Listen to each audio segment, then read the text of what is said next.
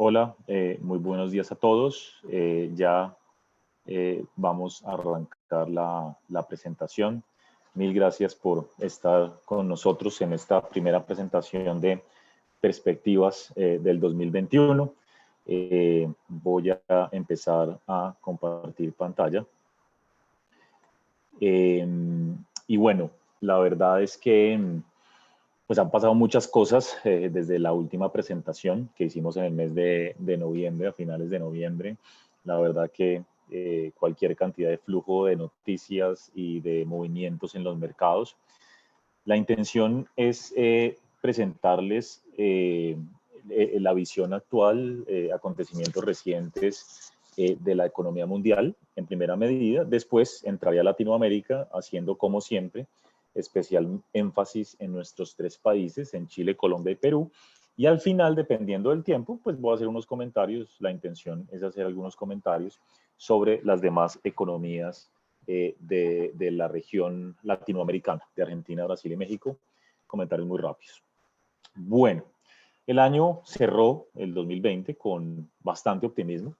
En general, hubo dos acontecimientos que todos conocimos y hemos mencionado. Inclusive tengo que decir, y disculpas por la cuña, por la propaganda, pero nosotros cambiamos nuestra visión, digamos, de manera importante hacia el mes de octubre, alrededor de lo que pensábamos que iba a suceder con los mercados y la economía. Nos volvimos optimistas, literalmente.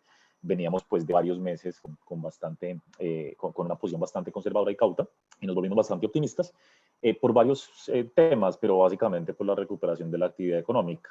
A partir de noviembre, con más fuerza, se empezó a materializar una mejor tendencia de los mercados por dos razones. Entonces, una, la potencial victoria de Biden, la victoria de Biden, más allá pues de las discusiones legales que hubo. Y por el otro lado, el anuncio de vacunas. Todo esto terminó pasando en el mes de noviembre e impulsó un rally de activos significativo. Lo que ustedes pueden ver en esta gráfica de aquí arriba a la izquierda es el comportamiento del 2020, la barra azul, y la última barra, lo que ha pasado en los últimos 3 meses. Realmente ha sido impresionante, sobre todo lo que está ligado a renta variable y a commodities. En general, pues también los mercados emergentes, viéndose beneficiado alrededor de tema. Y como es de esperarse, de hecho se esperaba, aquí hay que reconocer, no se esperaba tan rápido, tan fuerte, y sobre todo antes de empezar el 2021, pero se esperaba que en algún punto, con esta cantidad de noticias que en algún momento iban a llegar, particularmente lo que está relacionado con la vacuna, el dólar empezó a perder valor de manera importante. Hoy el dólar versus monedas desarrolladas está en el menor nivel desde el 2018, mientras que el dólar versus monedas emergentes, que es la línea naranja o rojita, está en niveles precrisis, digamos que corrigió básicamente toda la subida que vimos antes de la crisis, obviamente con diferenciación, ¿no? Por países. Este es un índice que abarca a todos o la mayor parte de países emergentes. Con todo, los commodities, como mencionaba atrás, un muy buen comportamiento. La gráfica a la izquierda básicamente nos recuerda que no solamente los commodities, pues por supuesto responden a una mejor expectativa de la economía mundial, sino también a la debilidad del dólar, ¿no? Cuanto más cae el dólar, más se favorecen los precios de los commodities, básicamente porque el resto del mundo gana poder adquisitivo, puede comprar, adquirir más commodities una vez están denominados en dólares en los mercados internacionales. Entonces, bajo este suceso, en la izquierda pueden ver que tanto el precio del cobre como el petróleo, relevantes en nuestra región, para nuestra región, han tenido un buen comportamiento. Y uno de los temas más, diría yo, impresionantes que vimos al cierre del año pasado es cómo los flujos de portafolio hacia mercados emergentes se recuperaron de una manera muy fuerte. Tanto así que después de la caída histórica de flujos hacia marzo-abril por cerca de 100.000 millones de dólares, tuvimos en el neto acumulado del 2020 un un número positivo, un flujo neto de entradas cercano a los 300.000 millones de dólares. Entonces, realmente lo que vimos en los últimos meses del 2020 fue realmente impresionante. Me atrevo a decir otra vez que es algo que se esperaba en general, pero no en cuanto al timing, ¿no? Yo siempre digo que recuerden que los economistas y los analistas financieros usualmente somos buenos para predecir las cosas, pero en el mediano y largo plazo. Es decir, los modelos cuando dicen algo, sugieren algo, usualmente son correctos. Lo que pasa es que uno no sabe el cuándo de esas proyecciones se va a materializar, ¿no es cierto? Pero digamos que la realidad es que había optimismo para algún punto del 2021, pero el mercado se anticipó de manera significativa al cierre del 2020 a todas estas cosas. Está muy fresco esto que está acá, esta tabla. No me voy a detener, solamente voy a subrayar unos puntos, pero está supremamente fresco. Esto son las proyecciones actualizadas del Fondo Monetario Internacional, salieron esta semana, el día martes, y la realidad es que rara vez, o hace un tiempo, no veíamos puestas al alza en estas últimas tres columnas. Ustedes ven que la mayoría de flechas son al alza, después de pues, un año muy complejo para la actividad económica. La realidad es que en muchos países la actividad terminó cerrando mejor de lo esperado en el 2020 y eso también ha generado, conjuntamente con las noticias de las vacunas, la expectativa de una mejora para el 2021 en cuanto a proyecciones y en parte también para el 2022. La realidad, y hay algo bien significativo, aquí los subrayo, lo estoy mostrando, Estados Unidos se subió 2 puntos porcentuales de proyección frente a hace 3 meses. Se esperaba para este año un crecimiento del 3.1, ahora 5.1. Digamos que es una noticia maravillosa para la actividad económica mundial. Y más allá de que hay ciertas revisiones a la baja para otros países desarrollados, eso está muy explicado. Primero porque la actividad de pronto no cerró tan fuerte el año pasado, pero sobre todo en Europa por esta segunda ola de COVID, tercera en algunos países como Alemania, que está, pues implica un menor crecimiento en el corto plazo. Pero en el agregado, las economías desarrolladas aumenta casi medio punto el crecimiento. Y también una buena noticia es que sube el crecimiento de Rusia, baja muy levemente para China, pero al final el neto es muy positivo porque terminó China creciendo medio punto más casi el año pasado de lo que se esperaba previamente. Y Latinoamérica también tiene una revisión al alza no menor, 0.7 el año pasado, medio punto porcentual este año, liderando Brasil y México, que terminaron también cerrando el año algo mejor de lo esperado.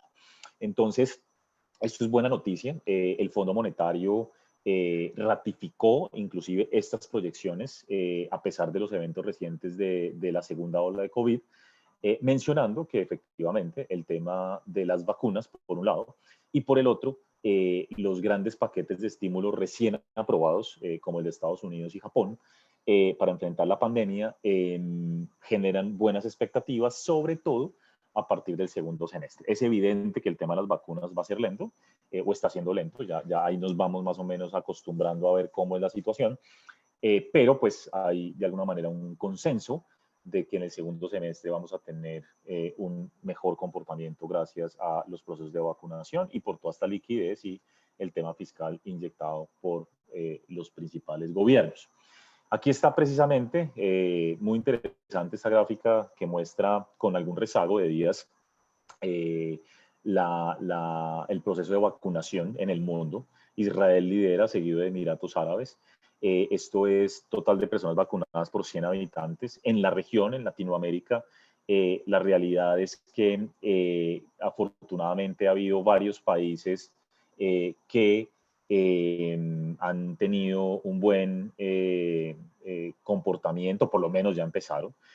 Argentina, México, Brasil y Chile han empezado. Hay otros países que sabemos que empezaron, como Ecuador, Panamá. Una cosa obviamente es empezar y otra cosa la tendencia y la fortaleza digamos, de los programas de vacunación que siguen teniendo claramente bastantes desafíos, pero el haber empezado es un hito importante. Desafortunadamente, muy desafortunadamente, ojalá lleguemos con buenas noticias en febrero, Perú y Colombia no aparecen todavía con ni una sola persona vacunada.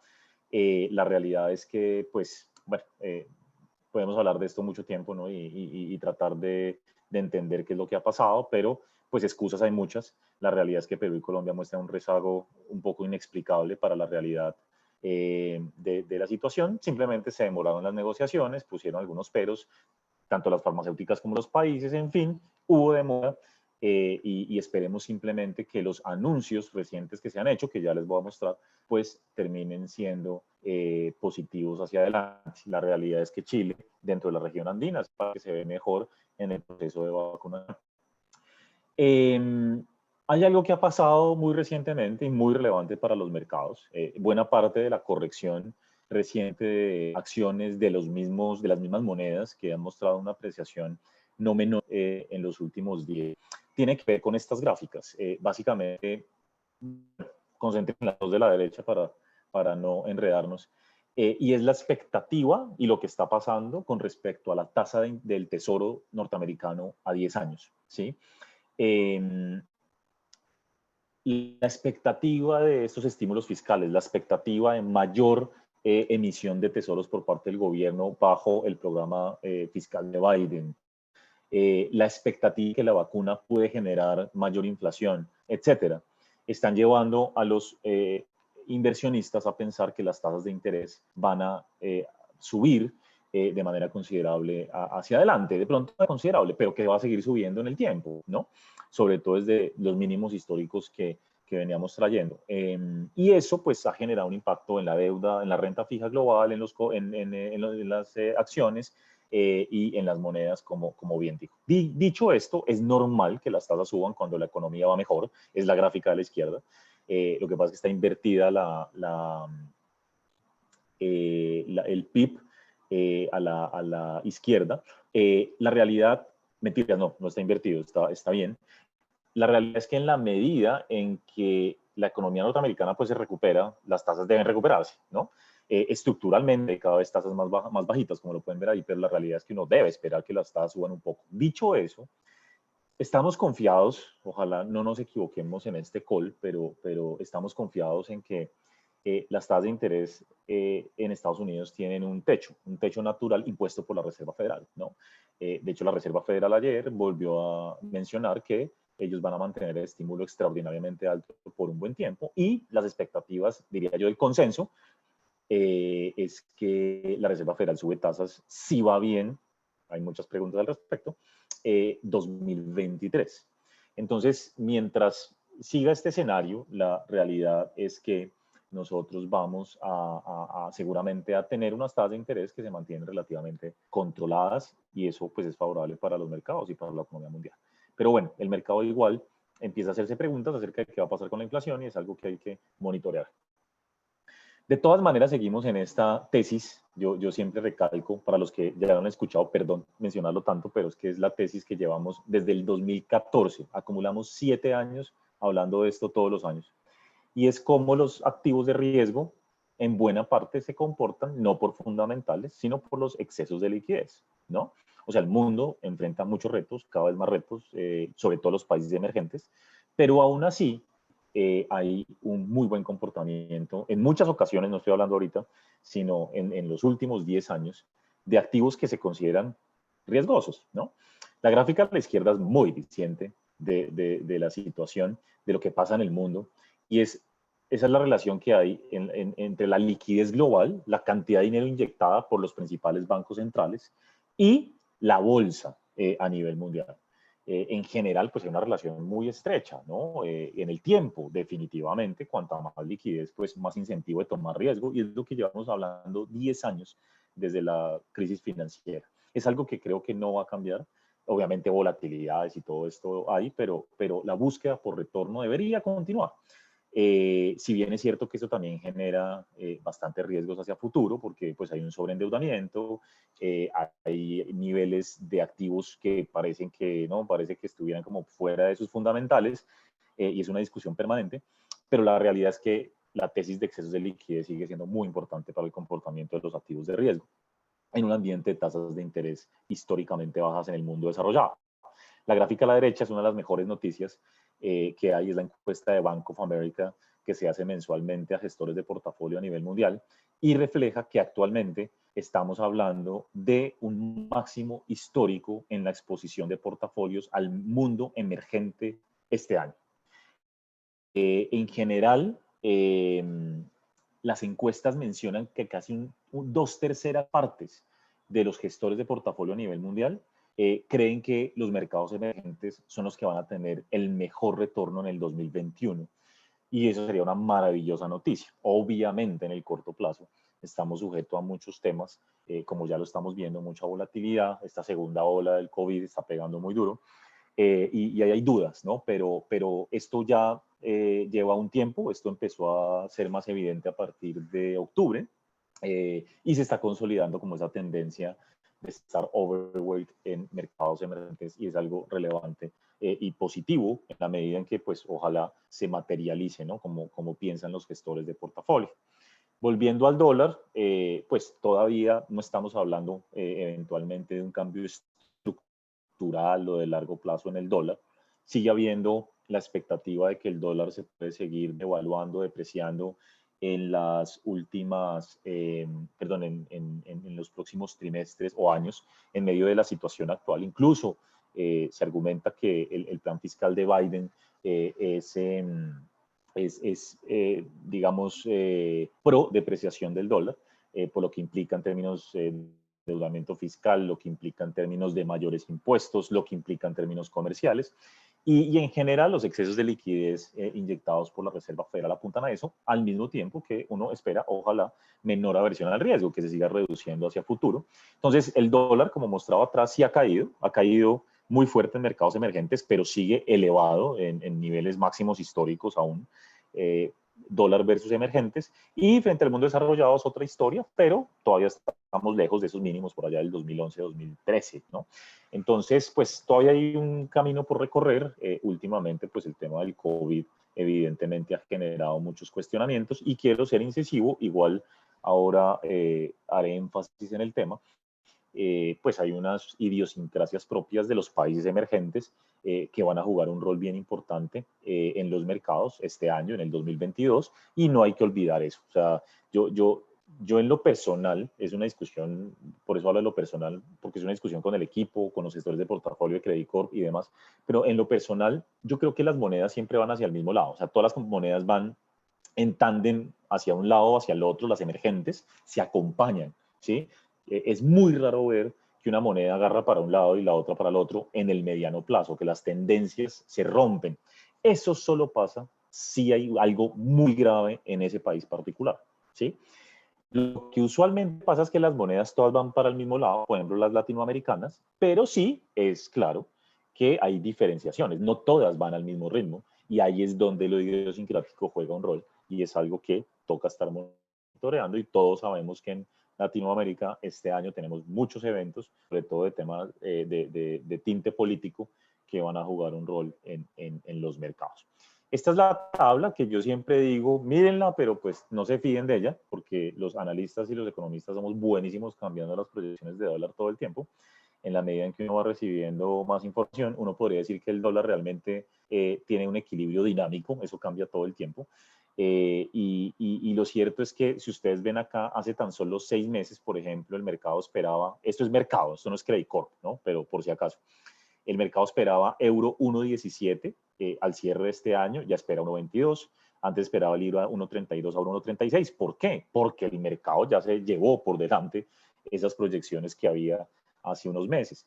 Para Latinoamérica ha habido algunos cambios de proyecciones, pero más modestos. Si ustedes ven el nivel actual versus lo que se espera para el cierre de año, la verdad, es como si no fuera a cambiar mucho el tipo de cambio. ¿Por qué? Por las dudas. Yo sí creo que las dudas sobre lo que va a pasar con mercados emergentes, sobre todo en la región, con los temas políticos, los eventos políticos, es muy relevante y es algo que impide que los mercados agarren como más fuerza, sobre todo las monedas me refiero.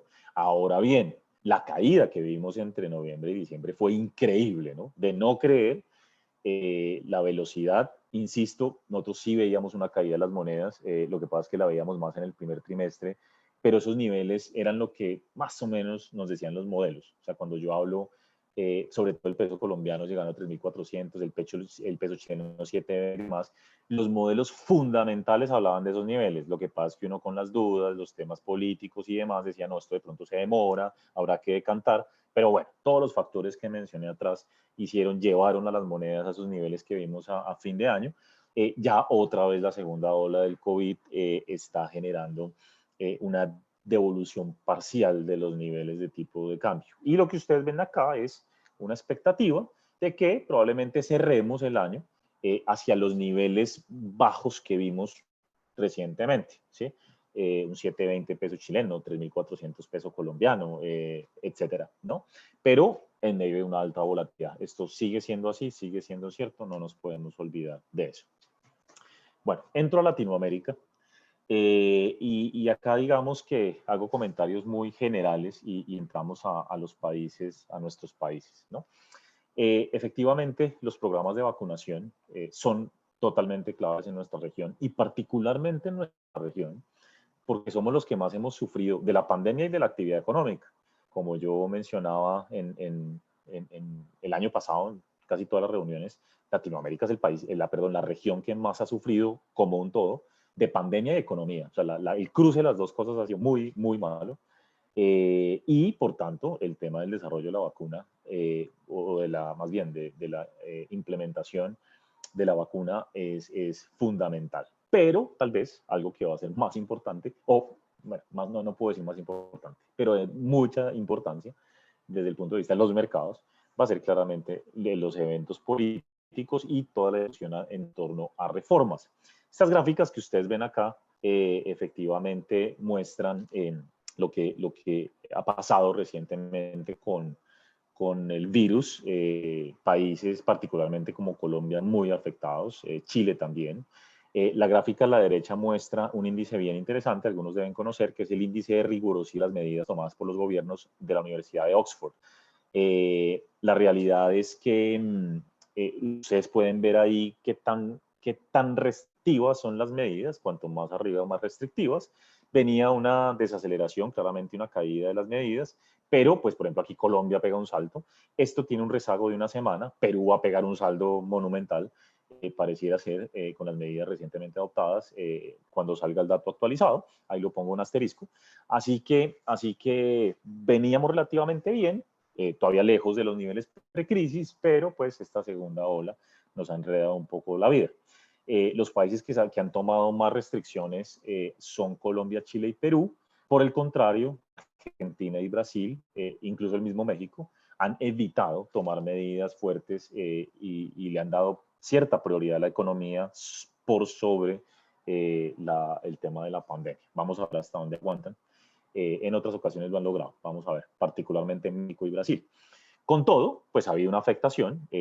Aquí insisto, la gráfica a la izquierda, insisto mucho en que esto es uno de los mejores indicadores que se han inventado durante la pandemia, que son supremamente correlacionados con la actividad económica en varios países y muestran un deterioro muy fuerte de la movilidad, que por supuesto también va a tener un impacto sobre la actividad económica.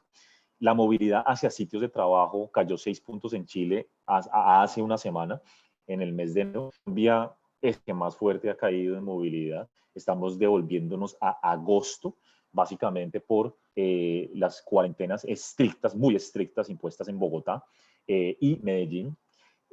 Perú, aquí no alcanza a agarrarse lo que salió, por supuesto, y que arranca este fin de semana y que fue anunciado por el gobierno. Aquí va a haber un impacto muy fuerte, ya venía cayendo un poco. Argentina, Brasil, México. Obviamente hay una cosa de asterisco ahí, un disclaimer, y es que obviamente como enero es vacaciones en la mayor parte de países, pues la movilidad tiende a caer, ¿no? Y como estos a sitios de trabajo, pues resulta relativamente obvio, ¿no? Entonces hay que igual esperar, febrero va a ser un mejor indicador, pero pues de que hay una afectación, hay una afectación. Y todo esto pone presiones adicionales sobre las cuentas fiscales, ¿sí? Ya Perú, Brasil, Chile, el año pasado implementaron unos programas fiscales bien importantes y el espacio fiscal pues cada vez es menor.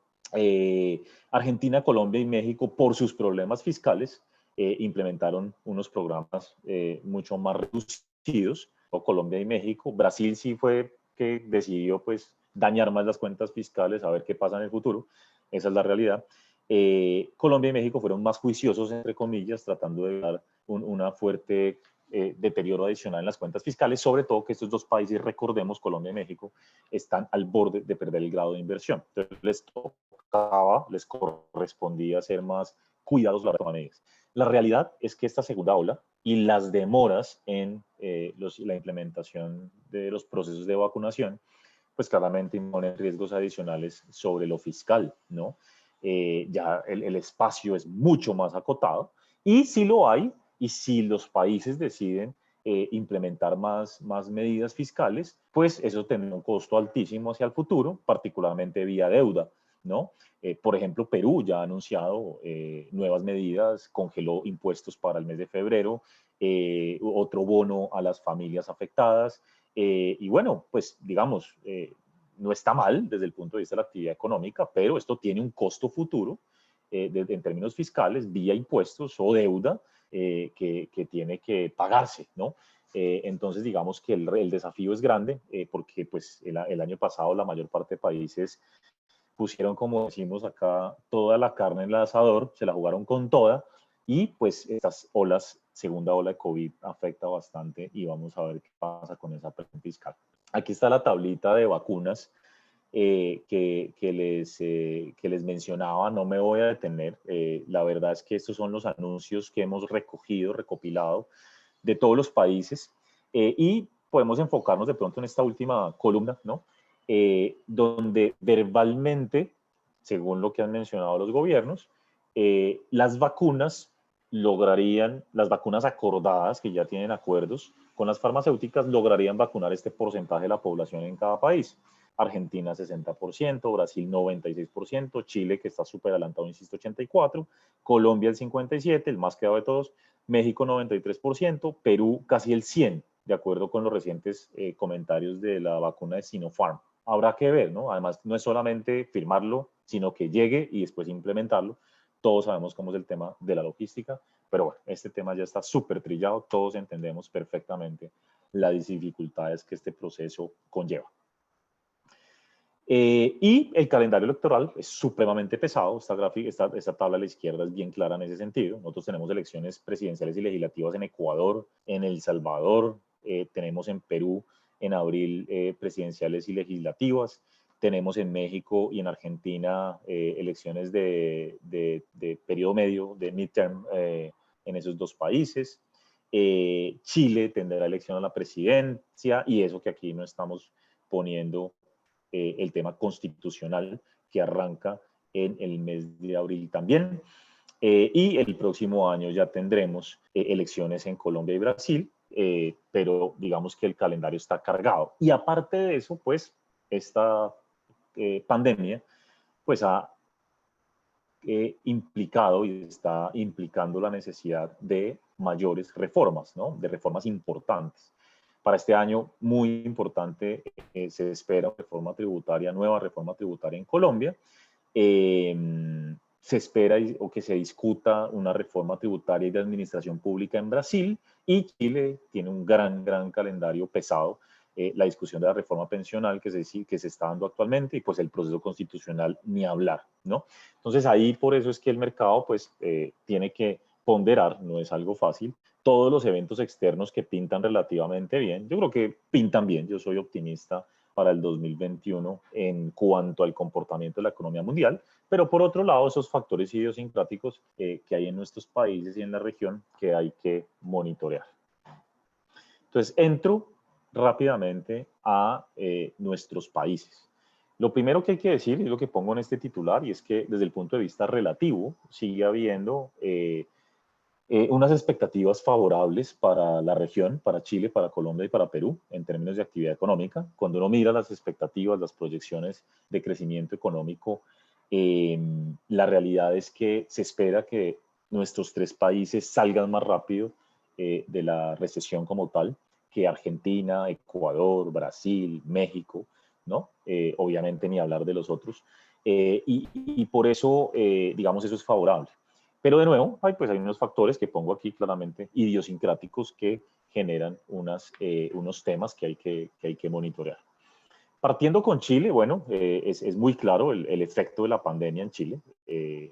Aquí tal vez lo que hay que distinguir es cómo Santiago ya no concentra la mayor parte de casos, ahora son las regiones.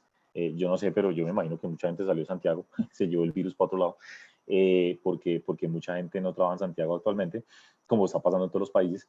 Y en general, pues por tanto, las medidas de restricción tienen que ser más generales, más agregadas.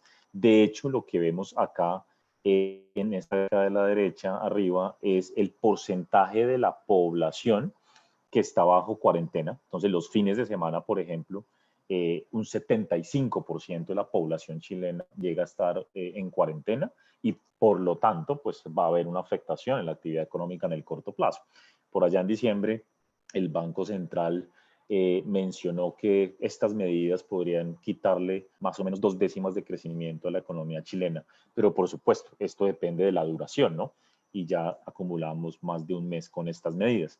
La recuperación sigue siendo dispar, sigue siendo divergente entre sectores. Está pasando casi en todos los países, es la realidad. Y uno ve es un comportamiento espectacular de comercio, o sea, la gente comprando electrodomésticos, vehículos, incluso no cabe en comercio, pero es una idea también, vivienda no va tan mal en muchos países, en Chile no va tan bien, pero en general lo que tiene que ver con el consumo privado, sobre todo bienes durables, lo ha hecho muy bien. En el caso particular de Chile, esto está muy explicado, básicamente explicado, por los retiros pensionales que se permitieron por parte del Congreso chileno. Recordemos que en Chile se permitieron 2 retiros ya, cuyo monto total supera 10 puntos del PIB. Es una locura la cantidad de recursos de dinero que ha llegado a los hogares. De acuerdo con cálculos del Banco Central, ese retiro, el primer retiro de AFPs en Chile, le permitió a la economía crecer 2 puntos más prácticamente, y este año, el segundo retiro, el banco asume que va a ponerle 1 punto más de crecimiento. Entonces, pues, digamos que en términos de actividad económica, las esperanzas están puestas en este tipo de medidas, lo cual, pues, todos sabemos, no me voy a seguir deteniendo en esto, es muy negativo en el largo plazo, permitir reducir los ahorros pensionales de la gente, porque, pues, al final estoy tapando un hueco para abrir otro, tal vez más grande, en el futuro. Eh, y pero bueno, digamos que esa es una discusión de más largo plazo. En el corto plazo esto está generando un efecto positivo. La inflación en Chile ha sido muy volátil, básicamente, entre otras cosas, pues por precios de alimentos, pero por este mismo retiro de pensiones que está llevando a una demanda inesperada en medio de muy bajos inventarios por parte de los comerciantes. Entonces no han tenido otra opción, comillas, que subir precios. Entonces ha habido un incremento de los precios notable. Yo diría que en Chile es de donde más presiones inflacionarias estamos viendo. En los demás países la inflación está muy baja, ha subido, pero de manera gradual, con excepción de Brasil tal vez. Pero en Chile sí las presiones son como más evidentes, ¿no? Y muy explicado por este tema de los retiros de ahorros pensionales. Dicho eso, nosotros creemos, así como pues lo piensa también el Banco Central de Chile, que lo que más va a jugar hacia adelante en la inflación es la brecha del producto, esto que está acá. Es decir, el choque ha sido tan brutal, literalmente, en la actividad económica, no solo de Chile, sino de todas las economías del mundo, que va a tardar un buen tiempo en que se cierren las brechas de actividad. Eso implica que el espacio para los empresarios de subir precios va a seguir siendo muy limitado. Todos sabemos, y muchos de ustedes, todos o la mayoría son empresarios, los que nos acompañan hoy, saben que en un punto como el actual, pues uno corre el riesgo de que si sube precios pierde participación de mercado, ¿no es cierto? Siempre está el dilema entre afectar márgenes o sacrificar márgenes por tener participación de mercado o al contrario. Es una discusión muy complicada, pero la teoría y la evidencia muestran, sugieren, y casi siempre pasa, es la verdad, que cuando la economía sigue en recesión y tiene brechas productivas tan altas o de empleo, por ejemplo, como sabemos que existen, siempre eso pesa más en la inflación. Entonces el Banco Central está relativamente tranquilo, nosotros también creemos que la inflación que hoy está en 3% en Chile va a cerrar muy cerca de ese nivel también este año. Va a haber unas presiones al alza en la primera parte del año por efecto estadístico. El año pasado bajaron muchos precios que usualmente no bajan, se van a ir normalizando, pero en el segundo semestre se devuelve el tema. Este año la inflación va a ser muy inusual, atípica, porque el año pasado fue atípico. Entonces los efectos estadísticos juegan un rol importante. Esto implica, la expectativa es que el Banco Central de Chile va a mantener la tasa de interés quieta hasta mitad del 2022, es la expectativa, como lo reafirmó ayer en su comunicado en la decisión de política. Dijo que la tasa va a permanecer a su nivel actual durante la mayor parte del horizonte de política, y el horizonte de política son 2 años, ¿sí? Entonces, inclusive nosotros estamos diciendo que a la mitad de ese periodo podría haber el primer incremento de tasa de interés. El tema fiscal es bien complejo. Yo no me quiero detener mucho acá. Creo que Chile se está deteriorando muy rápido en lo fiscal. Llevo diciendo esto, por eso no me quiero detener. Llevo unos 5 años hablando de este tema. Ya me vuelvo cansón, ¿no? Sí, muy cansón, no sé cuál es otra palabra en otro país. Para que me entiendan, la verdad es que Chile se está deteriorando muy rápido y ahora viene el proceso constitucional. Hay que hacer algo, el llamado ha sido de todos nosotros, de los especialistas, a que Chile haga algún tipo de reforma para aumentar impuestos, o el recaudo por lo menos. Ahorita van a discutir un tema de exenciones que ojalá sea algo positivo, porque nosotros vemos grandes presiones fiscales a partir del proceso constitucional. Nosotros publicamos hace 10 días, si no les llegó, por favor, y lo quisieran ver, la verdad que fue un reporte que trabajamos bastante tiempo. Publicamos una nota, pues digo yo que si lo quieren que se los envíen su ejecutivo de cuenta, un reporte de lo que puede implicar un cambio constitucional, tomando el ejemplo de Colombia, del 91. Obviamente, proporciones, no es comparable lo que vivió Chile con lo que vivió Colombia hace 30 años, pero sí muchas cosas coinciden, ¿no? De lo que quiere la gente, hacia dónde vamos y los derechos y que el derecho individual prevalece sobre colectivo. Ese tipo de cosas se van como uniendo. Eh, y creo que vale la pena echarle una mirada a eso, y yo sí estoy convencido de que la Constitución en Chile va a terminar aumentando el rol de Estado en la economía y poniendo presión fiscal. Obviamente el resultado no es de muy corto plazo, es algo que se da en el tiempo, pero es un riesgo bastante amplio. La buena noticia pues es que Chile ha tenido recursos suficientes para enfrentar estas crisis, porque ya van dos, la social y la pandémica, pero pues se va quedando ya sin colchón, ¿no? Entonces es un tema para monitorear. De nuevo, eso es algo más de mediano plazo, pero lo constitucional, si ustedes me preguntan en lo constitucional, lo que más me preocupa es lo fiscal, desde lo económico, ¿sí? Más allá de que creemos que es una gran oportunidad para el país, para que el modelo económico chileno se vuelva más inclusivo, que es lo que la gente está pidiendo, pero si queremos un modelo más inclusivo, necesitamos también pagarlo, ¿cierto? Y es ahí donde la responsabilidad fiscal va a ser determinante para que no les pase lo de Colombia. Ese es, digamos, el espíritu del reporte que hicimos. Y bueno, el tema, pues aquí está el calendario electoral, es impresionante. Tenemos 6 fechas electorales de aquí a un año y medio. Todo se junta, y ese es el otro, digamos, el otro factor de incertidumbre, diría yo. Se junta se junta proceso constitucional con elecciones, y miren cómo la gente dice en las encuestas que lo más importante ahorita es la Constitución y después la salud. O sea, ya eso es un proyecto, eso es lo más importante para la gente, y vamos a ver con qué propuestas salen. Y bueno, ahí sí va a ser como la feria de la propuesta, ¿no? O sea, cómo se van a elegir. Creo que hay como 2.000 candidatos inscritos para la convención constitucional que se elige en abril. ¿Cómo gana uno un puesto allá? Siendo independiente de un partido político, pues proponiendo cosas. Entonces va a ser la feria de la propuesta, ¿no? Al final, de todas maneras, sí hay que reconocer, y aquí es donde nos da tranquilidad el tema, hay que recordar que para que una propuesta de la Convención Constitucional sea aprobada, se requieren 2/3 de los votos de la Convención, lo que implica que propuestas radicales son poco probable que pasen. Pueden pasar, pero es poco probable. Entonces nosotros estamos confiados de que el modelo económico se va a mantener. Eso es bien importante de resaltar. Somos confiados en ese sentido, pero de nuevo, es un proceso largo, complicado, y que seguramente va a ser costoso. Abajo, esta última gráfica que ustedes ven aquí a la derecha, refleja los factores para que las empresas no inviertan este año. Y bueno, incertidumbre económica es primero, pero incertidumbre política es segundo. Entonces este factor es bien importante y tendremos que monitorearlo, por supuesto. Bueno, aquí están cosas que ya mencioné, no me voy a detener ahí. Colombia.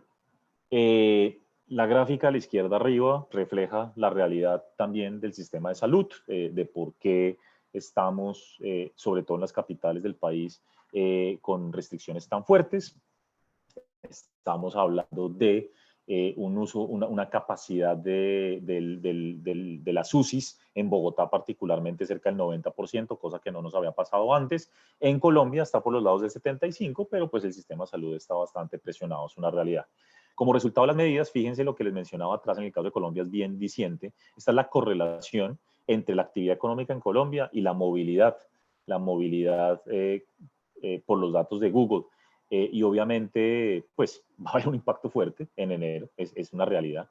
Nos devolvemos a agosto, como bien les decía, y de hecho coincide, agosto fue el último mes de restricciones fuertes en Bogotá particularmente.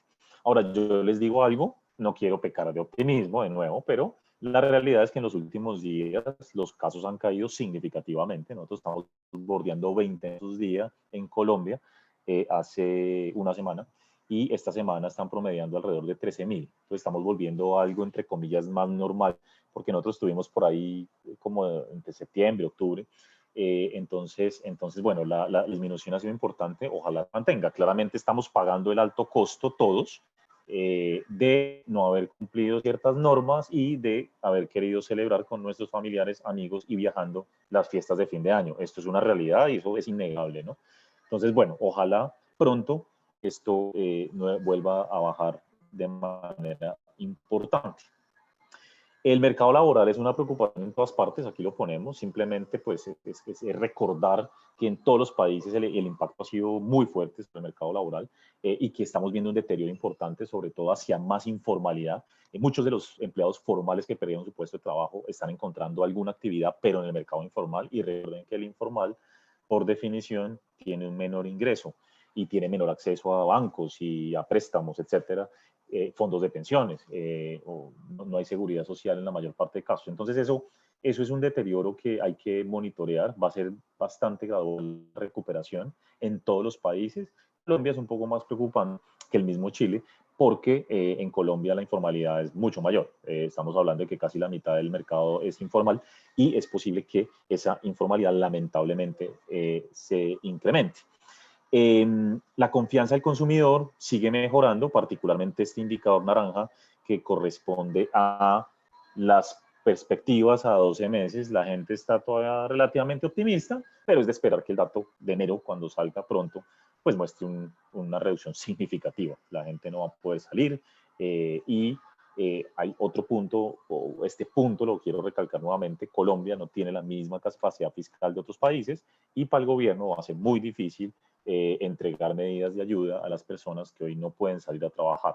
El gobierno sí ha pospuesto o extendido algunas medidas, pero hay que ver qué tan eficientes son, ¿no? Y otra vez, está muy pronto para saber qué va a pasar, pero claramente un segundo golpe en nuestras economías duele más porque ya estábamos saliendo y eso es una realidad. Lo más importante en Colombia, todo el enfoque, todo la atención va a estar puesta en la reforma tributaria.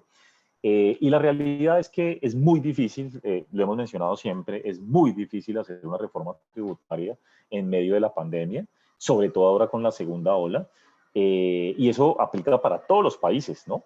Y hay un punto relevante con Colombia, como lo mencionaba atrás, y es que Colombia entra a campaña presidencial en el segundo semestre de este año, o ya ahorita empieza, porque las elecciones las de presidente son en mayo del 2022. Entonces, el cuestionamiento es, ¿van a presentar reforma o no van a presentar reforma? La respuesta es sí, van a presentar reforma. Hay un compromiso del gobierno y del ministro en hacerlo. Lo que pasa es que en medio de esta situación, pues se le ha bajado por parte del mismo presidente Duque la intensidad de la reforma. Entonces ya no la quiere llamar reforma tributaria, después la pasó a llamar fiscal y ahora le dice que es como una reforma para el financiamiento de los programas sociales. O sea, en otras palabras, están miedosos desde el punto de vista político y uno al final los entiende. El problema es que todos sabemos muy bien, pregúntenle a Chile, a Perú, a Colombia, a cualquiera, ustedes saben muy bien cuando mezcla uno economía con política, las cosas normalmente no salen bien. Entonces, obviamente el presidente está nervioso de ponerse a hablar de subir impuestos en un momento como el actual y de cara a las elecciones del próximo año. Entonces nosotros creemos que va a haber una reforma un poco más diluida. Vamos a ver si logran el cometido, que es ampliar la base del IVA. Es muy difícil políticamente porque hoy, por ejemplo, lo más importante es que el IVA no se cobra a alimentos. Entonces, imagínense, ya empezaron por ahí los partidos de oposición a decir que como que la gente pobre iba a pagar más. La realidad es que el gobierno ha implementado un programa de devolución de dinero del IVA a las personas pobres y está funcionando bien hasta donde entendemos, y eso puede ayudar a la discusión, pero va a ser difícil, va a ser difícil. Y la gran pregunta que nos hacemos todos es si las calificadoras de riesgo van a quedar cómodas con lo que va a salir. Y no sabemos qué va a salir. Entonces, inicialmente el gobierno había propuesto 2 puntos del PIB de reforma. Eso es imposible, o sea, sí, imposible. Incluso las calificadoras reconocen, eso es imposible. De pronto 2 puntos, pero una reforma como escalonada, un compromiso de varios años, eso es posible. Tal vez, si nos va bien, saquemos 1 punto del PIB de la reforma de este año que se quiere presentar. Eso sería relativamente favorable y queda uno ahí como en el limbo de si las calificadoras de riesgo hacen perder el grado de inversión a Colombia. Yo creo que en general si logran 1 punto del PIB o algo por el estilo, y hay un compromiso para los próximos años de mantener cierta senda o de pronto subir más impuestos en la medida en que la economía se recupere, y etcétera, yo creo que es posible evitar la pérdida del grado de inversión. Pero seguimos con un 70% aproximadamente de probabilidad de pérdida de grado de inversión. Hemos preferido jugar este tema desde el lado conservador en esta ocasión porque se tienen que alinear muchas cosas para que la reforma salga bien. La idea del ministro, si se cumple sería muy bueno, es presentar la reforma pronto, hacia el mes de marzo o abril, de tal manera de evitar que se cruce el debate político con campaña electoral. Sería espectacular y sería muy bien visto por las calificadoras. Entonces, el escenario base es que este año tal vez no le bajen la calificación a Colombia. Si se la bajaran, digamos, me han preguntado mucho, ¿cuándo la bajarían con mayor probabilidad? Pues entre noviembre y marzo, ¿sí? No ahorita en el muy corto plazo, pero las calificadoras sí se van a tomar el tiempo para entender lo que van a presentar, para mirar el Congreso que aprueba, qué debate, etcétera, etcétera. Ya en noviembre podemos tener algo de claridad y ahí pueden tomar alguna decisión. Si la reforma logra tener un recaudo determinado de más de 0.7, 1 punto del PIB, yo creo que pueden aplazar la decisión y seguir monitoreando la situación. ¿Ok? Esa, digamos, es como la visión general. Aquí solamente voy a hacer un último comentario que no mencioné dentro de la presentación puntual de Colombia, y es que Colombia es esta parte, este segundo puntico que quiero resaltar, y hay que recordar que Colombia no es Chile, no es Perú, no es Argentina en términos de la diversificación interna. Eso es algo que nos sigue para nosotros siendo un factor muy favorable y positivo desde el punto de vista de la actividad económica. Hoy está completamente cerrado Bogotá, está muy cerrado Medellín, pero no así otras capitales. Sí tienen lockdowns, toques de queda por la noche, algunas medidas, pero no al nivel de Bogotá o Medellín. Y eso es muy importante, porque Bogotá y Medellín solo pesan, entre comillas, más o menos el 31% del PIB, o 33, sumado, 33, pongámosle, ¿cierto? Recuerden que Santiago pesa el 42, solo Santiago o Lima el 44 del PIB nacional. La gran provincia de Buenos Aires es el 52% del PIB argentino. Entonces, el resto del país debe ayudar a soportar. Eso pasó el año pasado, yo esperaría que siga, que suceda este año también, pero sin desconocer de nuevo claramente un impacto importante en enero, febrero, hasta que se controle esta segunda ola. Y otra cosa que quiero resaltar de Colombia es que el sector construcción lo ha hecho muy bien últimamente, y solo quería decirles que las ventas de vivienda el año pasado llegaron a máximo histórico, increíble, gracias a programas de gobierno, de subsidios. Eso nos sorprendió, o sea, totalmente nos sorprendió. Nunca esperamos que en año de pandemia llegáramos a máximos históricos en venta de vivienda. Entonces eso es algo que realmente genera algo de optimismo sobre la capacidad de la gente, los bancos, cómo están funcionando y pues de la capacidad también del gobierno dentro de sus limitantes fiscales de impulsar la economía. Entonces es algo que quería resaltar y hay que monitorear programas de infraestructura porque ya se quiere empezar a licitar este año los primeros proyectos de quinta generación de infraestructura. Y que son por 5 billones de dólares y eso es algo bien relevante. Y en el caso peruano, la verdad es que nos hemos visto muy sorprendidos favorablemente en la actividad económica en los últimos meses, ex enero, o sea, enero toca esperar qué pasa, pero el rebote de Perú ha sido muy fuerte. Fue uno de los países que más se contrajo en el segundo trimestre en el mundo, una contracción del 30%, pero ya en el último dato conocido, que es el de noviembre, la actividad está solo 3% por debajo del nivel del 2019. La realidad es que el estímulo fiscal, 20 puntos del PIB, los retiros pensionales que se han permitido y en general también un muy fuerte incremento de precios de metales, oro y cobre en particular, han ayudado de manera significativa a la economía peruana. Obviamente también pues el levantamiento de las medidas de aislamiento, ¿no es cierto? Este índice de la derecha arriba que está acá es un índice que construye el BCP con base en compras en tarjetas de crédito y débito y otros indicadores que refleja que el final de año fue espectacular. En enero hay una moderación, pero no está cayendo tan fuerte como pues por allá entre marzo y mayo del año pasado. Entonces hay una buena noticia. También ha sido espectacular, abiertamente hay que decirlo, el comportamiento del sector construcción. Estamos viendo que los despachos de cemento están en máximos de 88 meses, eso es una locura. Inversión pública reactivándose y por el otro lado autoconstrucción. Recordemos que en la mayor parte de países y sobre todo en un país como Perú donde la informalidad es tan alta, la gente está aprovechando para remodelar su vivienda ante la nueva realidad y eso está ayudando bastante. El sector construcción está generando un empujón importante a la actividad. El mercado laboral ha mejorado significativamente en cuanto al número de empleados, pero la realidad es que el deterioro sigue siendo fuerte. Solo en Lima se han perdido 500.000 puestos de trabajo, va a ser difícil recuperarlos todos, pero lo más importante es que la informalidad va a seguir aumentando en línea con el mismo argumento que mencioné para Colombia, y es que es muy difícil que el mercado formal se recupere rápidamente ante la coyuntura actual. Muchos indicadores líderes, que es lo que pongo en este párrafo de abajo, a la derecha, como ventas de vehículos también, como liquidación bruta en tiempo real de transacciones, etcétera, están mostrando un buen comportamiento. Otra vez va a haber un freno entre enero y febrero de actividad, pero hay que reconocer que el empujón a la economía y anímico a la economía fue importante en el último trimestre y como les digo, después de contraerse un 30% en el segundo trimestre, el último trimestre debió caer algo cercano al 3%, cosa que es relativamente o muy favorable pues en relativo, ¿no? Comparando. Disculpen que por allá está alguien martillando ahí un proceso de construcción, cosa que me fastidia un poco y les fastidiará a ustedes, pero me anima mucho porque quiere decir que la actividad económica está moviendo donde estoy.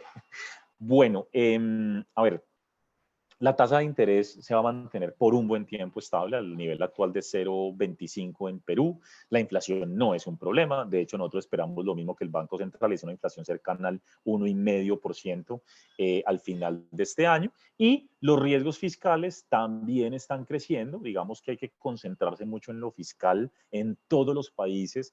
Perú y Chile partieron de niveles muy apropiados, afortunadamente, de colchones fiscales, de espacio fiscal, pero el deterioro ha sido significativo y con esta segunda ola y lo que acaba de anunciar el presidente Sagasti de ayudas, de congelar impuestos, pues hombre, esto se va a enredar, ¿sí?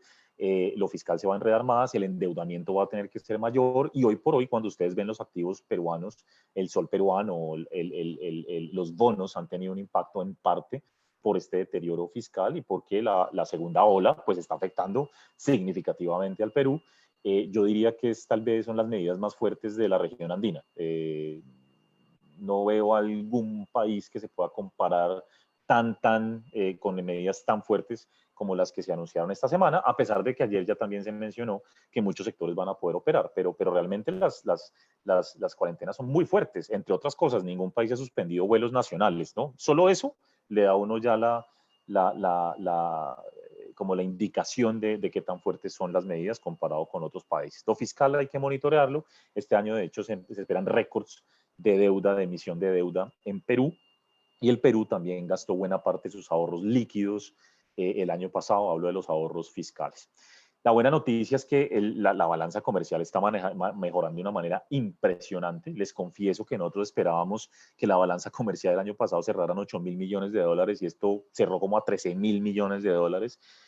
Son récords de balanza comercial por los precios de commodities y la menor demanda interna, o sea, menores importaciones. Los fundamentales en Perú apuntan a que el sol peruano no debería estar donde está hoy. El dólar está muy alto en el Perú, pero la realidad es que la política no ayuda, ¿no? Y realmente noticias como la que conocimos antier de esta reforma pensional generan muchas más preguntas que respuestas y genera incertidumbre, y es muy difícil para los inversionistas poder entrar a invertir a cualquier país cuando tiene a 3 meses unas elecciones y tiene un Congreso tan populista como el actual en Perú. Eso es una realidad. Yo diría, lo hemos dicho desde que será agosto o por allá o antes, que tal vez el principal riesgo que enfrenta el Perú para la velocidad de reactivación de la economía y para los propios activos de riesgo en Perú es el populismo del Congreso. Y la verdad es que en los últimos 2 meses ya, pues, o sea, están rompiendo como los récords de populismo. Recordemos que se aprobó otro retiro de AFPs, se aprobó esta devolución a los afiliados de la ONP, se aprobó techos para las tasas de interés de los bancos y ahora quieren centralizar los fondos de pensiones en un organismo público. Todo esto genera de nuevo más preguntas que respuestas. Y es posible que muchas de estas cosas, como de hecho ya ha sucedido, vayan a la Corte Constitucional, al Tribunal Constitucional, para que ojalá se caigan, ¿no? Por inconstitucionalidad. Pero la realidad es que el ruido está ahí, el ruido está ahí, el ruido está ahí, y los inversionistas cada vez preguntan más, ¿y esto para dónde va? Y muchas de las respuestas es, pues esperemos hasta abril, ¿no es cierto? Que es lo que suele suceder cuando hay elecciones. No pasa solo en Perú, pasa en todas partes del mundo. Cuando hay elecciones y no hay claridad, pues las decisiones de inversión tienden a posponerse. Entonces aquí están algunas de las encuestas y cosas importantes, y aquí quiero ser enfático tal vez en algunos puntos importantes. Lo primero que genera optimismo realmente, o por lo menos cierta tranquilidad, es que según los encuestados, cerca del 30%, y ustedes ven la curva, prefiere el centro, ¿sí? Y yo creo que eso es una realidad en todas partes del mundo, y si no, pregúntenle también a Estados Unidos. La gente está cansada en este mundo de los extremismos, ¿sí? Entonces hay una clara preferencia por el centro. Obviamente él no sabe 40% que es el que gana, pues genera riesgos, ¿no es cierto? Pero pues hombre, eso se debería distribuir, cree uno, medio equitativamente en la gráfica. Entonces, nadie o muy pocos están con la izquierda extrema. Eso es una buena noticia porque implica que el modelo económico de alguna manera puede estar protegido. Esta es la última encuesta de Ipsos y uno ve George Forsyth 17% y después un empate técnico entre el segundo y el octavo. Es impresionante. Empate técnico es porque recuerden que hay un margen de error y de hecho entre 4 puntos y 8 puntos, eso es lo mismo. En este momento César Acuña puede ir primero que Fujimori, así de simple, ¿cierto? Entonces, o el mismo Llanta Humala, no creo, pero digamos que puede ser estadísticamente hablando. Entonces, no se sabe qué va a pasar. Recuerden este dato que pongo acá. 30% de la gente en promedio en Perú demostrado elige la persona por la que va a votar haciendo la fila en el puesto de votación. Por eso es tan impredecible la política en Perú y las elecciones también. Y hoy es demasiado pronto todavía para saber quién va a ser presidente. Pero entonces esto genera mucha incertidumbre. Un 25% de la gente no sabe por quién votar o votaría en blanco o no tiene ni idea, ¿no? Entonces, ese tema hay que monitorearlo, es esencial, es fundamental para lo que va a pasar con la economía hacia adelante. De nuevo, volviendo como al lado optimismo del vaso medio lleno, es que de casi todos los candidatos que lideran, solo hay uno de izquierda, que realmente puede llegar a ser una amenaza para el modelo económico, que es Verónica Mendoza. pero por lo demás, la mayoría son de derecha, centro derecha. Hay uno que es Johnny Lescano, que ustedes, nuestros clientes peruanos saben muy bien, que aquí dice que el partido es de centro derecha, pero él es la versión más izquierda del partido y es también un especial riesgo. Pero la mayoría de los candidatos hoy son de derecha y eso de alguna manera tranquiliza un poco. De todas maneras, lo más importante hacia adelante no solamente va a ser el tema político, sino que haya consenso. Todos sabemos que en Perú hay grandes potenciales hacia adelante en lo económico, tiene unos fundamentales espectaculares, lo hemos mencionado muchas veces, creemos mucho de verdad, yo siempre digo, no porque me paguen el sueldo, mis jefes sean peruanos, sino de verdad yo creo en el Perú, creo que lo que tiene de potencial es enorme, pero realmente hay que atacar los problemas que sabemos que tiene: informalidad, burocracia, conflictividad social con la minería, la ineficiencia del sector público. Eso hay que arreglarlo para destrabar el potencial del Perú. De lo contrario va a ser muy difícil y por eso es que estas elecciones este año son tan relevantes. No me quiero detener más. Aquí están las proyecciones. Voy a gastarme 5 minutos más para dejar un momento de preguntas, unos 20 minutos de preguntas. Quiero simplemente que miren acá en el primer y último renglón, que es tal vez lo que más les puede interesar. Vemos Chile contrayéndose el año pasado 6% de la economía, este año 5%, Colombia cayó 7% el año pasado, este año sube cerca del 4,8%. Obviamente esto está sujeto a revisión dado lo que está pasando con la pandemia, hay un sesgo a la baja. Perú el año pasado cayó 13% aproximadamente. Perdón, aquí hay un error, esto es como menos 11,3%. Perú para este año debería crecer entre 9 y 12, más hacia el 9%. Obviamente también la implementación de las vacunas va a ser fundamental. Y lo del dólar, un poco alineado, diría yo, con lo que, bastante alineado con la tabla que les mostré atrás al principio, de las proyecciones de los analistas. Entonces, les hago la aclaración y la propaganda de que a partir de este mes vamos a publicar este reporte. Lo vamos a hacer público para todos nuestros clientes, un reporte mensual de economías. Pero es una presentación realmente, como es esta misma que les acabo de mostrar, por lo menos para este mes. Y entonces van a poder ver esto de México, Brasil, Argentina. Yo creo que si tienen preguntas muy puntuales de esos países, las podemos responder ahora en la sección de preguntas. De todas maneras, hago comentarios muy puntuales. Clave en Argentina, un acuerdo del Fondo Monetario Internacional. Recuerden que que el gobierno argentino sigue siendo financiado con impresión de billetes del Banco Central de Argentina. Entonces, digamos que ahí lo más relevante es que lleguen a un acuerdo con el Fondo Monetario y que el Fondo Monetario ponga en cintura a Argentina. A ver si una vez por todas, después de 150 años, Argentina se vuelve juicioso. Difícil, pero las esperanzas siempre están. No en vano Argentina ha hecho 9 defaults en su historia, y yo no sé si tiene el Guinness Record de defaults, pero no me sorprendería. Hay que monitorear este tema. Lo del Fondo Monetario es fundamental. Brasil tuvo un muy buen comportamiento en la economía el año pasado, mucho mejor de lo esperado. Al principio se esperaba una caída como el 9% en Brasil, terminó siendo la mitad, básicamente por un gran estímulo fiscal de Bolsonaro a las familias. Eso va a tener un costo enorme a futuro. La deuda pública este año se va a acercar a 95 puntos del PIB, y eso hay que pagarlo. Entonces, dado eso, este año Brasil no se recupera tan fuerte porque el estímulo se va a retirar y va a ser fundamental lo que haga Bolsonaro con reformas. Allá hay que hacer una reforma tributaria, es fundamental. Pero ahorita, bueno, en el 2022 hay elecciones. Ahorita el 1 de febrero, si no estoy mal, este fin de semana o el lunes, hay elecciones del director de la Cámara y del Senado, y eso tiende a generar un impacto importante en los debates de reformas. Entonces, Brasil necesita una reforma tributaria. Insisto, vuelvo y digo el comentario: 100 puntos del PIB prácticamente de deuda pública en Brasil. Eso no es sostenible para un país emergente y menos para un país como Brasil. Entonces, ahí va a estar enfocado el mercado. El mercado no le cree tanto a Brasil porque Bolsonaro está enredado con el manejo de la pandemia. En los últimos días hubo protestas en Brasil, y por eso es que el real brasilero, de hecho, es la moneda que menos disfrutó de apreciación al final del año pasado. Mucho tiene que ver con esto. Y México cae muy fuerte en el 2020. Muy importante esto: el presidente AMLO decidió darle prioridad a consolidación fiscal que a la economía misma. Entonces no implementó un estímulo fiscal para enfrentar el COVID. Eso ha pasado factura en México y este año se espera una recuperación, pero sigue siendo clave la relación entre AMLO y los empresarios. Ha habido acercamientos, es una buena noticia, pero sigue habiendo bastante incertidumbre y como no tanta credibilidad, ¿no? En el presidente AMLO, que ha tomado unas decisiones muy discutibles y que ha espantado en buena parte la inversión privada. Pero ha habido acercamientos, por ahí se anunció un plan de infraestructura, 68 proyectos que representan casi 2 puntos del PIB. Eso sería espectacular, ojalá se pueda hacer y hay que monitorear eso.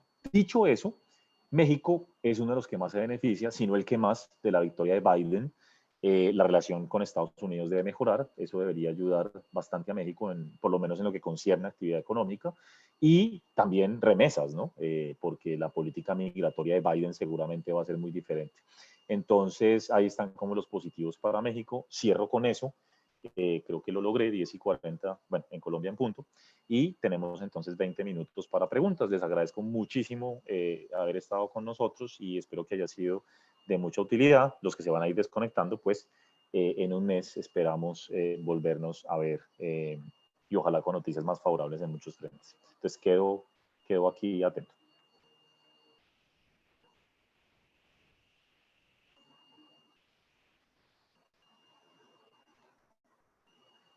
Bueno, ya estoy viendo aquí unas preguntas. En Perú el no sigue la tendencia de los mercados. Muchas gracias. Es cierto, y en algún momento lo mencioné, tal vez, pues se mencionó. Sí, la pregunta vino hace una hora casi. No lo alcanzaba a mencionar. En Perú hay un par de cosas importantes. Lo primero es que el populismo claramente está jugando un efecto y las elecciones. Es difícil que en este momento haya un gran incentivo a invertir en Perú. Les confieso, o les comparto, no les confieso, les comparto que la mayor parte o buena parte, no quiero decir buena parte porque son muchos, pero algunos inversionistas o bancos de inversión importantes están recomendando no estar en la renta fija peruana, como es el caso de JP Morgan. Y eso está muy explicado particularmente por la situación actual que vive políticamente el Perú. Y esto de los fondos de pensiones que salió antier está generando ruido. Ya empezó a generar ruido. Ya están llegando reportes diciendo, miren, hay más preguntas que respuestas, pero no se ve bien. O sea, definitivamente que no le digan que es que el gobierno peruano, y disculpen que haga el énfasis, pero pues con la experiencia reciente, que el gobierno peruano maneje las pensiones de todo el mundo, pues uno le genera más preguntas que respuestas, ¿cierto? Entonces, eso no se ha visto bien y esa es una explicación. Y segundo, muy importante, es que en Perú el Banco Central, pues, para evitar que el dólar subiera mucho más durante abril y mayo del año pasado, implementó unas medidas que implicaban vender dólar hoy, o sea, hace un año, y recomprarlo a futuro. Y resulta que el banco ha venido recomprando ese dólar, ¿sí? Entonces el mismo banco, en la medida en que se vencen esas operaciones, ha sido fuente de presión al alza del dólar. Muy importante esto, es que el Banco Central de Perú y muchos bancos, uno de los mecanismos que está utilizando para evitar que el dólar suba significativamente no es vender directamente dólares en el mercado, sino venderlos a través de swaps. Pero eso implica que cuando la operación se revierte, o bueno, también swaps y repos, cuando las operaciones se vencen o se revierten, toca hacer la operación contraria, ¿sí? Entonces ahí ha habido una presión alza, incluso desde el punto de vista netamente interno, ¿no? Eso hay que mencionar. Con la nueva realidad en Colombia deberíamos comenzar a acostumbrarnos a hablar de que la tasa de cambio balance es entre 3.400 y 3.500. Para este año sí, yo creo que las proyecciones que mostré están alineadas en eso. El mercado lo ve 3.430, en otros 3.500, que de hecho fue la lámina que mostré atrás de Colombia. Y sí, pues por ahora sí. Ahora, si ustedes me preguntan, bueno, es que Colombia con el tema fiscal y elecciones en un año difícil, ¿no? Pero el sesgo nuestro ha sido a la baja en el dólar, ¿sí? En general. Y yo creo que Colombia tiene más espacio en más bajada de dólar. Pero probablemente eso no se materialice en el corto plazo. Sinceramente no creo que tanto por el COVID, ¿sí? Sino porque es que vienen cosas muy relevantes que van a definir en buena parte el futuro económico del país, como es el tema fiscal en particular, la reforma tributaria, y después vendrá la discusión de elecciones, que siempre genera ruido e incertidumbre, como digo yo, en cualquier país. La economía colombiana se impacta por el precio del petróleo, que se anticipa con la moratoria de Biden a la industria petrolera y el Green Plan en los precios futuros del petróleo. Yo esta pregunta la he hecho, Juan, a muchos expertos, y la realidad es que la respuesta no es trivial, ¿sí? Pero tiene de todos los factores. Lo primero es que efectivamente esto debería impulsar el precio al alza, sostenerlo un poco, y de hecho creo que lo está haciendo, porque pues es menor oferta potencial de petróleo por parte de Estados Unidos, que ha sido a su vez la principal fuente de presión bajista en el petróleo en los últimos 7 años por el shale oil. Entonces esto ayuda a contener oferta. Pero por otro lado, tenemos una realidad, y es que el Green Plan implica que en el mundo, no solo en Estados Unidos, se va a demandar menos petróleo, ¿ya? Y sobre todo el tema de carros eléctricos es una fuente importante de demanda de combustibles, los automóviles y los camiones. Tiene el potencial de disminuir la demanda de petróleo a futuro. Y tercero, no menos importante, pero más incierto, que es geopolítico, es que muchos sospechan que Biden va a tratar de negociar con países de Oriente Medio, e incluso con el mismo Venezuela, ¿no? La salida democrática a sus problemas, y eso puede llevar a que se reduzcan al menos algunas sanciones de países petroleros. Entonces eso al final es más oferta. En el neto no está claro, ¿sí? No es tan evidente. Pero uno sí podría hablar de un sesgo al alza, ¿no? Por el plan de Biden, que es lo que estamos viendo en el mercado. Yo creo que el petróleo puede seguir subiendo gradualmente, acercarse a $60, es básicamente lo que el mercado tiene para este año, y quedarse por ahí, un promedio de ese nivel hacia adelante.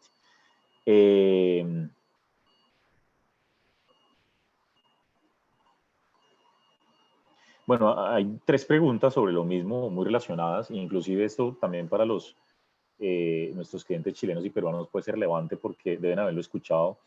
Se anunció que Ecopetrol puede ir por ISA, por la participación que tiene ISA, el gobierno en ISA, que es el 51% de la compañía. ISA es la principal compañía de transmisión eléctrica del país, y tiene bastantes negocios de concesión de carreteras.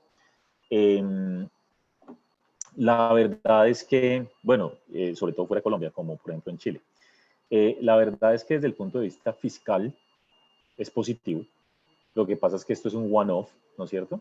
Porque añade efectivamente, como trae la pregunta, no sé, un punto del PIB, y con eso estamos, pero esto no es un ingreso recurrente, ¿cierto? O sea, eso me baja, me sube el ingreso este año un punto del PIB, pero pues me lo revierte todo el próximo año.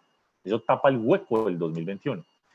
Y ahí está el quid del asunto. Las privatizaciones son relevantes, importantes para el corto plazo, desde el punto de vista fiscal. ¿Que ayuda? Por supuesto que ayuda. Limita en algo la presión sobre la calificación de riesgo, pero las mismas calificadoras, y nosotros los analistas siempre decimos, los huecos fiscales no se pueden tapar con medidas temporales, y esta es temporal. Uno lo que necesita realmente son reformas que suban impuestos estructuralmente, que todos los años me garantice el mismo flujo. Este es un flujo de una sola vez, me llega, me lo gasto y chao, ¿no? Ese es el punto. Entonces, no libera la presión de la reforma fiscal, eso es importante, no, la necesidad está, porque esto me tapa el hueco de este año, una parte, por lo menos, pero no es estructural. Y sería muy mal visto, mejor dicho, si olvídese la calificación del grado de inversión, si nos quedamos que la reforma tributaria es la venta de ISA. Eso no lo compra ninguna calificadora. Bueno, las dos preguntas iban en el mismo sentido, que se aplaza la reforma tributaria. No debería, y sería, en mi opinión, fatal hacerlo, porque las calificadoras no resistirían. ¿Qué otros elementos puede traer la reforma fiscal en Colombia? Aparte del IVA, que es tal vez lo más importante, todo el tema de exenciones. Hay una comisión que va a entregar en estos días, entiendo que incluso era hoy, un reporte, y es una comisión internacional de expertos internacionales, de qué exenciones le sobran a este país, perjudican a este país y no benefician sino al pobre tipo que las tiene, o más bien al feliz tipo que las tiene, pero tiene un costo para la economía y fiscal que no tiene sentido, digamos, para el beneficio de esa persona o de ese sector o empresa en particular. Eso es lo que se está analizando. Entonces uno podría ver todo el tema enfocado en exenciones, la mayoría. Yo no descarto cosas como impuestos al patrimonio, eso se está discutiendo en todas partes del mundo, que agarremos nuevamente a las personas de más alto ingreso en el país y se cobre una tasa del patrimonio determinada. No lo he escuchado, esto no es oficial, simplemente es lo que muchos técnicos en algún momento han mencionado. Y no descarto, aunque yo creo que va a ser la última opción de este gobierno, porque lo ha mencionado, ellos no quieren ponerle más carga a las empresas, pero yo no descarto que quiten algunas gabelas, que echen para atrás algunas cosas. Puede ser una última opción, pero va a ser importante. ¿A qué me refiero? Que la última reforma tributaria puso como descontable el pago del ICA, por ejemplo, ¿cierto? Al mismo tiempo que los bienes, el IVA pagado por los bienes de capital para las empresas. Lo de bienes de capital tiene sentido, pero el ICA no tanto, ¿sí? No dicho por mí, en general. Y es un hueco fiscal de casi medio punto el PIB, ese descuento del impuesto. Entonces, muchos expertos están pidiendo que eso se revierta. Entonces, yo no creo que vaya a haber un énfasis en la tasa tributaria empresarial, pero sí se pueden eliminar algunas cosas que no tienen mucho sentido. Incluso no descarto que eso del ICA vaya a salir ahí en el reporte ese de la comisión de expertos. Porque estamos viendo una evaluación marcada ahora por el manejo del COVID. No es el manejo del COVID per se, es la situación de la pandemia y la lentitud en el tema de la vacunación. No sé si se han dado cuenta que hay 2 laboratorios ya con problemas para fabricación. AstraZeneca, que está en un problema ahí con Europa, y Pfizer, salió hoy la noticia. Entonces la lentitud es lo que genera como esto, pero en particular las nuevas cuarentenas. La verdad, yo vuelvo a hacer el mismo comentario que hice al principio y creo ahí en lo que piensa el Fondo Monetario Internacional, y es que yo creo que esto es como un bache en el camino, pero no cambia estructuralmente la visión. Yo creo que el mercado está haciendo una toma de utilidades, claramente nos toca ajustar proyecciones, pero la vacuna ya está, ¿sí? Y es cuestión de tiempo, el problema es el tiempo, ¿cierto? Y qué tanto aguantemos, pero la realidad es que no creo que las cosas cambien brutalmente. Pero la respuesta puntual es sí, lo que estamos viendo hoy en monedas, y no es Colombia, ni Perú, ni Chile, es todas las monedas emergentes están sufriendo estas segundas olas de coronavirus y de las restricciones, ¿no?, que se están imponiendo. La buena noticia que salió hoy es que el mismo laboratorio, bueno, puedo estar equivocado, no sé si fue el mismo Pfizer, que dijo que su vacuna era efectiva, ya demostrado, para las nuevas cepas que aparecieron en Inglaterra y en, creo que Sudáfrica, ¿no? Bueno, invertir en TES, Claribel, te recomiendo el reporte que publicamos ayer del mercado de renta fija, no me quiero demorar en la respuesta. La respuesta es siempre es un momento para invertir en TES, pero hay que saber en cuál. Hoy por hoy estamos recomendando parte media de la curva de tasa fija y parte larga de VR.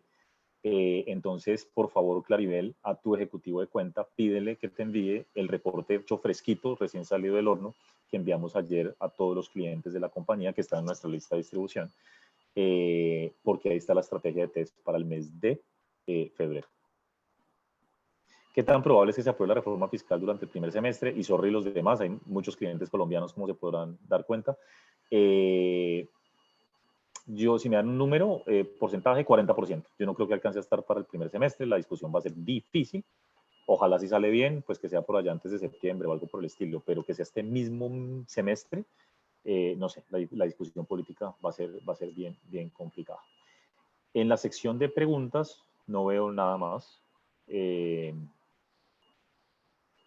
Tengo 5 minutos más si alguien quisiera hacer otra pregunta.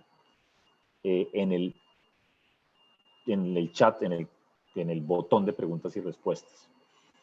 Si no, me voy despidiendo. La verdad les agradezco montones. Estoy muy contento, de verdad. Hay 254 personas conectadas y superamos los 300. Yo sé que es la coyuntura también, sobre todo pues la coyuntura que llama esto. La verdad cierro con el comentario de que sigo siendo optimista. Hay mucho ruido hacia adelante, pero yo creo que, por ejemplo, en Chile la institucionalidad va a preponderar en la discusión del debate constitucional. Creo que las instituciones también van a sacar adelante una reforma fiscal en Colombia. En Colombia la buena noticia es que nunca ha habido populismo al estilo de otros países. Por ejemplo, aquí nunca se ha aprobado ni se ha propuesto siquiera con fuerza retiros de AFPs. Y En el mismo Perú, lo que mostraba atrás de las encuestas, yo creo que hay motivos para pensar que las cosas pueden incluso mejorar, ¿no? Hacia futuro, porque lo que hemos visto en los últimos años es bien, bien inusual, atípico, de un presidente sin congreso, sin bancada, sin a nadie que le ayude y lo empuje, ¿no? Como pasó con Vizcarra. Creo que las cosas pueden mejorar, la vara es bastante alta en Perú también. Entonces, yo creo que los modelos económicos, que es básicamente tal vez lo más importante para los inversionistas en nuestros mercados, no están bajo amenaza. En los países puede haber más populismo, se va a perforar un poco el modelo económico como se viene haciendo, pero no creemos que haya algo que realmente atente de manera significativa contra nuestros países. Obviamente puede haber sorpresas, pero no es nuestro escenario base, algo muy, muy negativo. Me han hecho un par de preguntas de renta variable. La verdad, con todo el respeto, les digo a nuestros clientes que este no es el webinar para responder ahí. Además, porque yo tengo un equipo, que algunos de ustedes conocen al equipo que lidera Carolina Rato en Chile, bueno, regionalmente, y nuestros analistas en cada país. No quiero detenerme ahí porque, pues, digamos, puedo responder la pregunta, pero no es mi tema. En general, yo les diría que las correcciones que estamos viendo en el mercado de renta variable, de todas maneras, en general en nuestros países pueden ser una oportunidad de compra, ¿sí? Como les digo, en línea con lo que acabo de mencionar, yo sigo siendo optimista, pero hay que ser cuidadoso. También el timing, cuando entro, va a ser importante. Yo creo que en Colombia, en el corto plazo, puede haber oportunidades. El hecho de que no haya elecciones este año ayuda bastante. Con Perú y Chile, con Chile somos un poco más optimistas, de hecho bastante más optimistas. Tenemos una recomendación de compra sobre el mercado chileno. Con Perú creo que sí va a haber un rezago y el tema electoral, de hecho hasta que no haya elecciones y no haya más claridad, tal vez el mercado esté medio rezagado, pero vamos a tener un webinar hablando del mercado accionario, entonces no quiero andar en esa pregunta, básicamente por cuestiones de tiempo y por el foco de este webinar.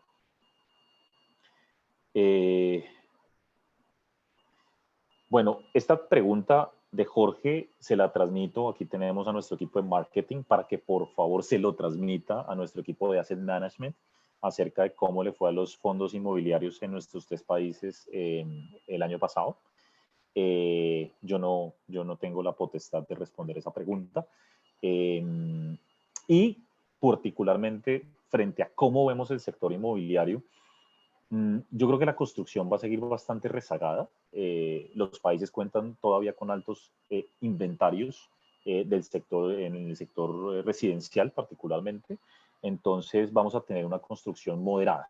Sin embargo, creo que las ventas sí les va a ir mejor. Yo creo que estamos en una tendencia que apenas estamos descubriendo o entendiendo, y es que la medida en que la gente no solo ahora hace más home office, sino que ahorró bastante dinero, sobre todo la gente que no perdió su trabajo y que solía ir a vacaciones a Miami y que solía comprar de pronto carro y solía salir mucho de su casa y comprar una cantidad de cosas que el año pasado no pudo, sobre todo entretenimiento. La gente ahora tiene más ahorro, ¿sí? Es una realidad y es uno de los factores del por qué en Colombia nos vimos en parte sorprendidos al alza en las ventas de vivienda.